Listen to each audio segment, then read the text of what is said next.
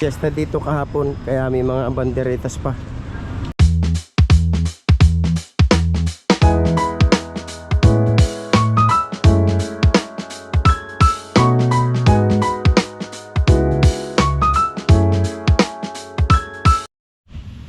Alright, mga kosi, panibagong araw ulit tayo. Ayan, at continuation tayo dito sa bahay na pinapagawa ni Nanay Sara. So, ayan, at nihintay ko lang yung electrician at gagawa naman ng ilaw dito sa hagdan niya, pataas dyan. Doon sa gitna, para may ilaw dito. Alright, yan, at ako ay naglilinis lang. Dami kasing basurang naiwan.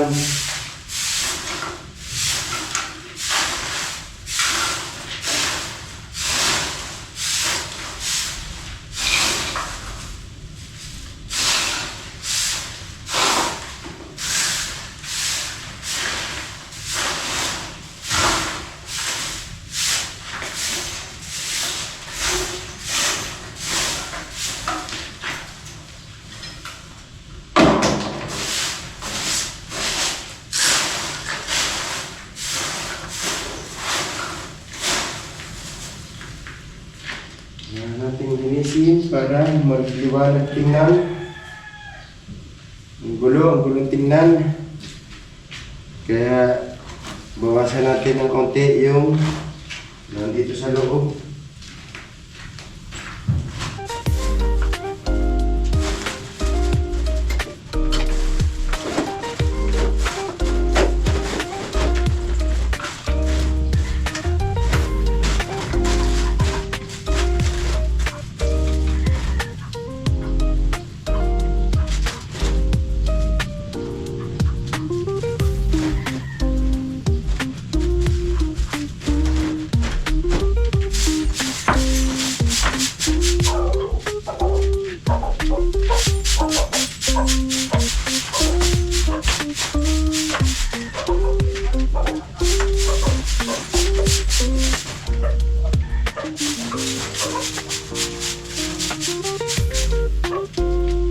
Nakakalipa to. Mga pinagkaya, mga pinagkaya ng pader, nandito pa sa loob. Ganyan so. Ayan o. Ito pa, pinagkaya no. Tapos ito yung mga bato na pinagkibagan. Ayan o. Iba o. Ayan. Ayan o. Puro mga nakatambak dito sa loob. Kaya, dami ng kalat. O.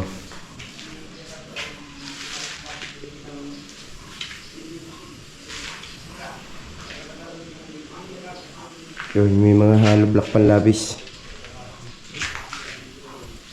Yan, meron pa ditong ilang piraso. Yan, itong tiles. Hindi ko alam kung saan lalagyan itong tiles na ito. Baka dito sa CR. Ito. Hindi ko alam kung anong plano dyan. Right, ito yung iniduro para tayo sa baba. Yan o, yung pintuan ay nandun sa taas. Right. Kaya unti-unti nang nabubuo ang electrical. Ayan o, ito aanuhan na lang, papalitadahan na lang. Ayan o, meron na lahat ilaw yan.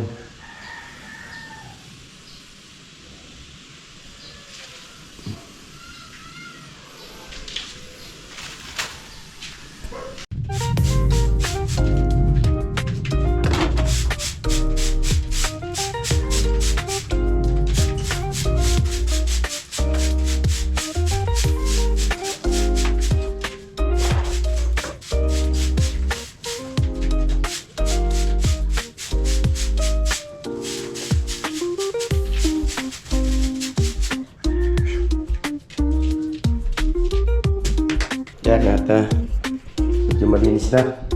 Yan, hindi pala natin maalis yung mga pinagbitayan, no? Tsaka yan, hindi ko alam kung saan mga ipaglalagay yan. Ginawa ko lang yan, nilinis ko lang yung kaunti, yung flooring para magliwanag tingnan. Okay, tayo ko lang yung electrician at tutulungan ko na ng pagkagawa para madali na. Bagay, ano na lang naman ang gagawin. Ito, lalagyan na lang ito ng utility box. Tsaka ito. Ayan. Yung ano na yan. Ayan, i-connect na yan diyan. Lalagyan na rin niya ng ano, saksakan. Itong maiiwan, itong CR. Dahil ito, under construction pa yan eh. Alright, yan. Hintayin ko lang yung electrician at may kinuha lang sa bahay. Baba.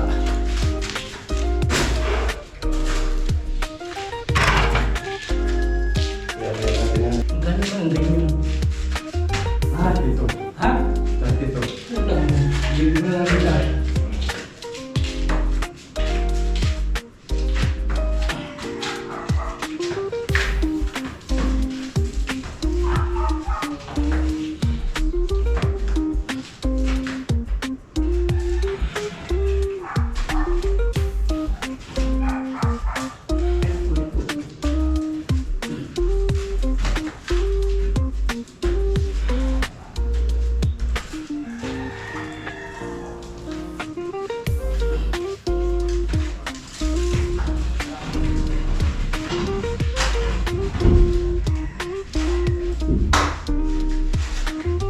Yung van, Ano? yung bibili mong van, buwasin mo sa akin ha. Bibiling... Yung buwak, nawala sa akong bag. Alin? Yung buwak, yung ganyan, di ba dalawa binili ba? Tatlo di ba nyo? Wala doon sa bahay, ay babayaran ko na lamang. Ano yun? Ha? Ano yan? Ako ba? Yung tatlo di ba nyo? Yung pinakalalan dyan ng speech. Gusto. Nakasubay wala eh. Gusto. Yun yung lalagay sa... Gusto. Wala sa bahay eh. Hindi na pwede ng bago eh. Hindi na ba?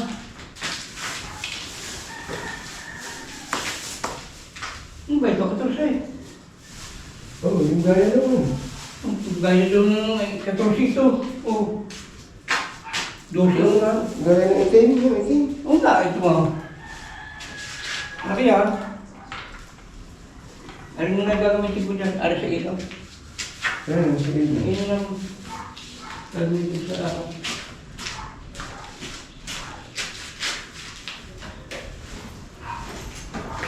Ayan, yung lalagay ko.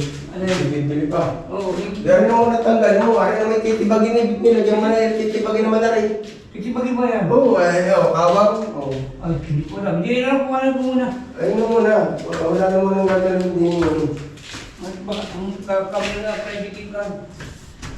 Hindi mo rin titibagin mo, hindi na nakakapit yung kawang. Ha? Switch? Ito. Okay mo na yan.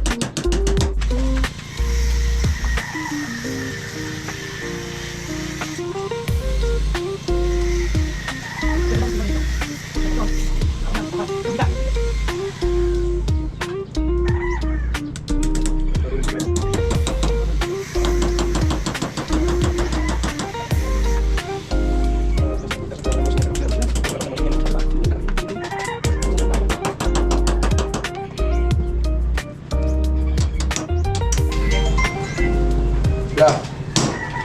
Ah.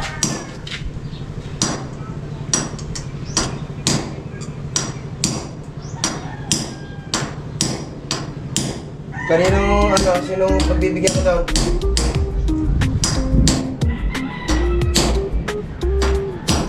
Dadali lang down.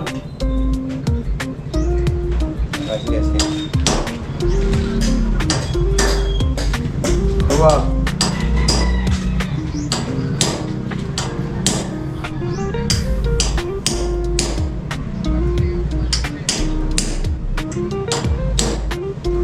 Oh, sige, sige.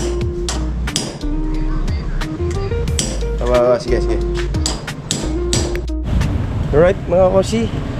Nandito ako ngayon sa Plaza de Rojas, yung plaza ng Nasugbu. Ayan, at piyesta dito kahapon, kaya may mga banderitas pa. Ayan, ito yung pinaka plaza ng ano, Nasugbu.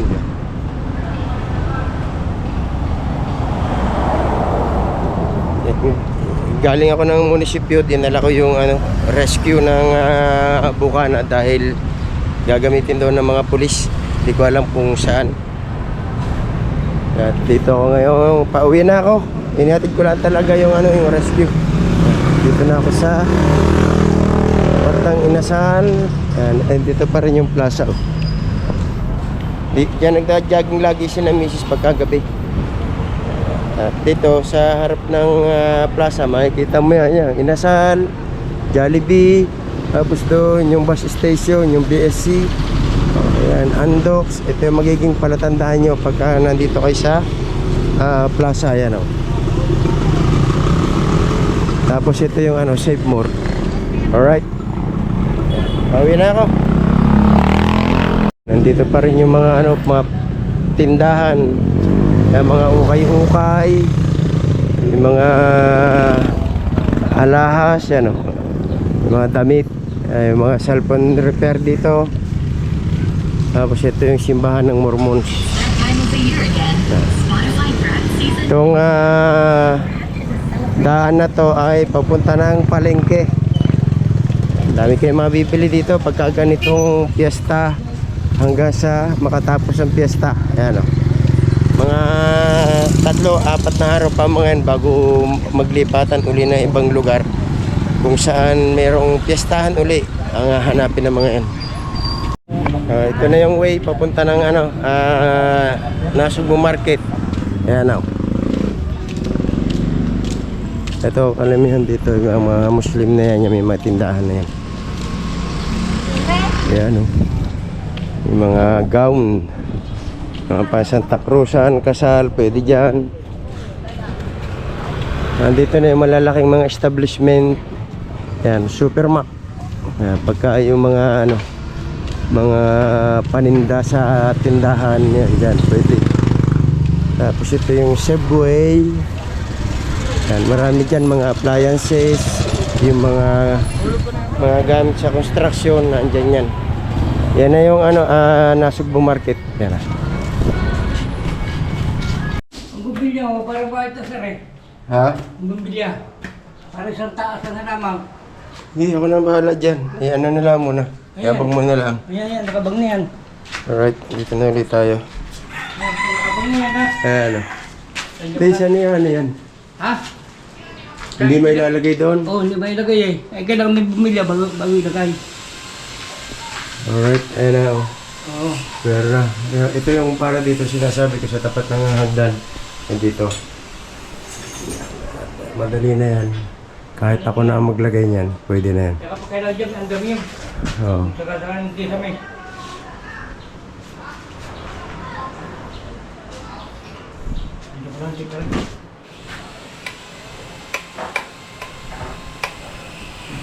Yan. Hindi na ibinaon para konti na lang yung trabaho. Kasi kung ibabaon pa yan ay Ay, ako, bago ko yun, baka patalya.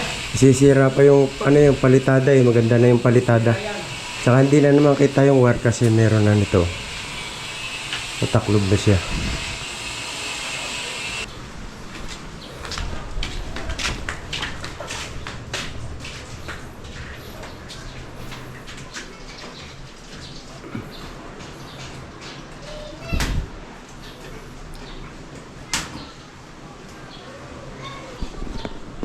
ayusin. Saka hindi ilalagyan ng kesame ito. Init yan. Nako, grabe. Oh, mainit yan. Kasi yero yan, no? Mga pa natin ito. Yung oras pa lamang ngayon, oras natin ay 9:45 pa lang, pero ano na, Grabe ang init. ramdam na agad yung init. Lalo yung hulab ng yero. Kaya, at saka kung hindi kasi lalagyan ng ng kesame, pangit din tingnan. Pantingnan. Pangit tingnan dahil gawa ng mga yung mga biga. Oh, kita nyo yung mga biga na yan, Ang magaling ko na yun. Talawa ngayon pag wala kisame. Oo. Kami dagat. Saka kita yung mga nosing ng ng biga. Di gaya ng ibang bahay kasi yung mga pagsaloob wala ng mga nosing na ganyan. Wala no saying. Sa labas lang. Yun ang nakikita ko sa ibang bahay. Init na. Pag ba yan yung kustina din eh, ba't nilagyan pa ito? Banaon.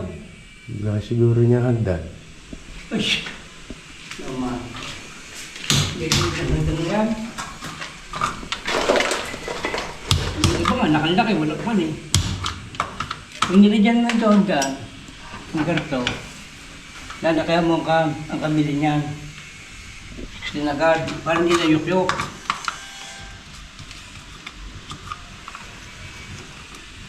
Ito, electric perfect.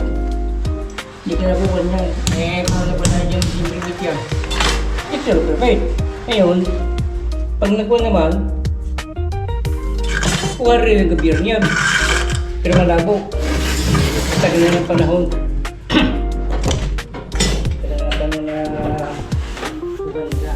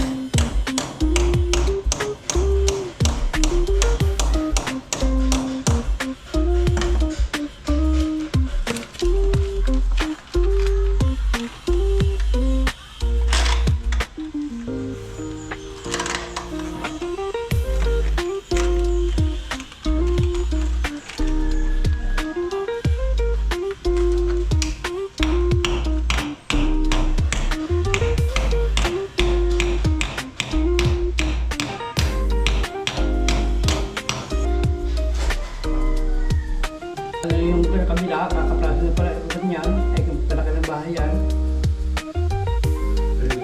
Yan, kabila Pero ay binili yung pagitan na yan. Minili. Binayaran niya yung pagitan na yan. Hindi nila pala kanila yan.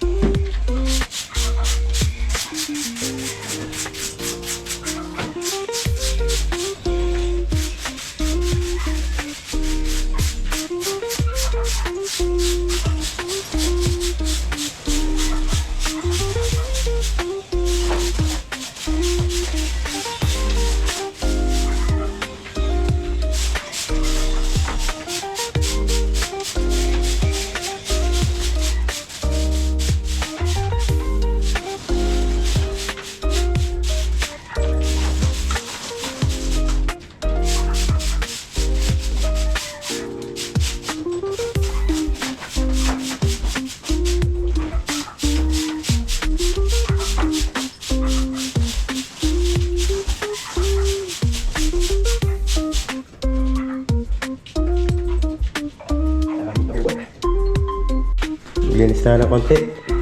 Hindi natin alam kung saan nilalagay yung ibang gamit na yan, kaya linis na ng konti. Pero, sa totoo lang, itong bahay na ito, maluang ito pagka nangyari. Malaki ang ipinagbago. Kaya lang ganyan tambak pa yung mga gamit. Yung mga pinagtibagan na andito pa. So na mga kausi, ito na yung update ulit at siguro ang makikita nyo na lang update ulit dito pag nag-construction na ulit dito. Dahil nag-iintay lang tayo ng budget at para masimula na uli itong paggagawa dito. Marami pa kasing gawain dito na naiwan. Alright, hanggang dito na lang muna mga kausi. Yan, at maraming salamat ulit sa inyong lahat yan.